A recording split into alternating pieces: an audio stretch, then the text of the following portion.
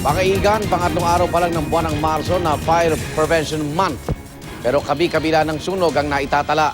Sa Parola Compound sa Tondo, Maynila, nasa 700 bahay ang natupok sa isang sunog na nagsimula pa pasado alas 6 kagabi. May live report si Haji Rieta. Haji.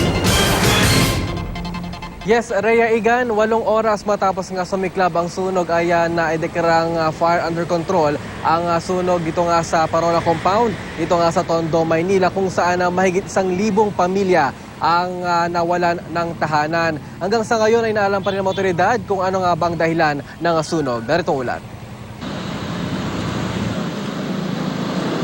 Nangangalit na apoy ang tumubok sa kabahayan sa Parola Compound sa Barangay 275 sa Tondo, Maynila kagabi.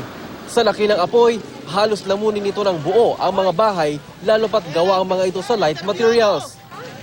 Di magkamayaw ang mga residente sa pagsasalba ng kanilang mga gamit. Dahil sa lawak ng lugar at sa bilis ng pagkalat ng apoy, agad itong itinaas sa general alarm. Naging pahirapan din ang pag-apulan ng higanteng apoy. Ang ilan niyang truck, naubusan pa ng kargang tubig. Kaya ang ilang residente nagtulong-tulong na lang sa pagsalok ng tubig mula sa dagat.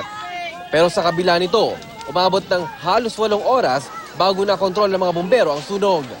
Kaya ang mga residente wala nang babalikan pa mga bahay. Ilang gamit lang daw ang naisalba ni Nida de la Cruz.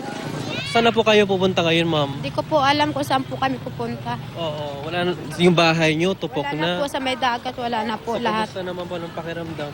Wala, masakit din. Asawa ko wala rito, nasa Bulacan. Kami lang po dito. Si Emilio Corpin naman, na 26 na taon nang nakatira sa Parola Compound, napauwi mula sa trabaho bilang kargador sa Divisoria. Halos maluhan na nga siya nang makita ang sinapit ng lugar. Sobrang sinapit sa sunog namin na mahirap po. Kung nakikita nyo ako ngayon, sa sinabi ko, tulungan nyo kami. Ayun lang, salamat. Si Lola Mulin Barnobal naman, pinilit balikan ang nasunog na bahay na halos pader na lang ang natira. Mabigat daw sa dibdib, pero kailangan tanggapin ang nangyari. Ano po yan ay, yung bahay nyo ngayon? Wala, sa labas na lang muna kami. Doon na lang muna kami sa labas magtulda-tulda kung may mga tuldang ibibigay sa amin. Sa kasagsagan ng sunog, isang 3 taong gulang na batang lalaki ang inilapit sa mga fire volunteers na agad namang itinurn over sa barangay health workers.